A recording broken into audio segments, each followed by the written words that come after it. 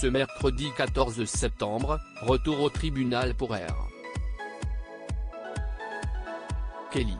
Déjà en prison pour des faits d'agression sexuelle sur mineurs, qui lui ont valu d'être condamné à 30 ans de réclusion, celui-ci était jugé par le tribunal de Chicago pour pédopornographie. Il a été reconnu coupable et devrait obtenir une peine, révélée plus tard, qui devrait aller de 10 à 90 ans de prison. Contrairement à la France, en effet, les peines s'accumulent aux États-Unis.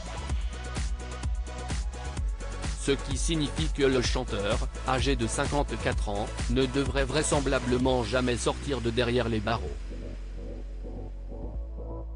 À noter que le jury, composé de 12 personnes a mis environ 11 heures pour parvenir à ce verdict. Pendant le procès, des extraits de vidéos montrant des violences sexuelles commises par R. Kelly sur des jeunes filles, dont l'une n'avait que 14 ans, ont été diffusées. Un moment difficile mais qui a obligé Robert Kelly à rendre des comptes pour les violences sexuelles commises sur une adolescente de 14 ans, a déclaré le procureur John Loach, ajoutant que les souffrances infligées par elle.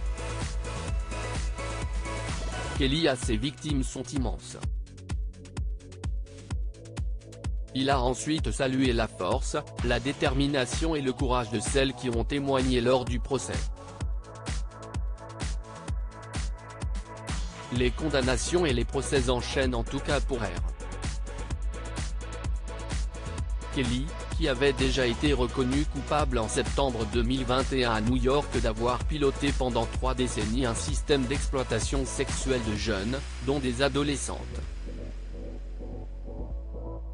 Un système bien connu des gens du milieu, depuis des décennies, des soupçons de violences sexuelles avaient fait l'objet de rumeurs persistantes. Cependant, l'artiste était longtemps parvenu à les faire taire avec des accords financiers prévoyant des clauses de confidentialité. Un monstre manipulateur, dans un milieu sordide. À noter que le procès a depuis été considéré comme une étape majeure du mouvement #MeToo. Pour la première fois, la majorité des plaignantes étaient des femmes noires qui accusaient un artiste noir. Les victimes avaient notamment pu expliquer par quel stratagème elles avaient été séduites, beaucoup d'entre elles avaient rencontré la star à des concerts, après lesquels on leur glissait un petit papier indiquant les coordonnées de R. Kelly, leur promettant que celui-ci les aiderait pour leur carrière musicale.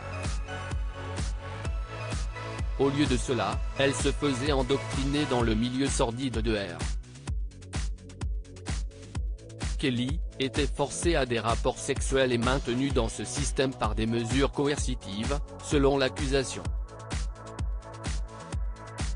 En 1994, R. Kelly avait notamment épousé sa protégée, la chanteuse Aaliyah, alors que la jeune fille n'avait que 15 ans et lui 27.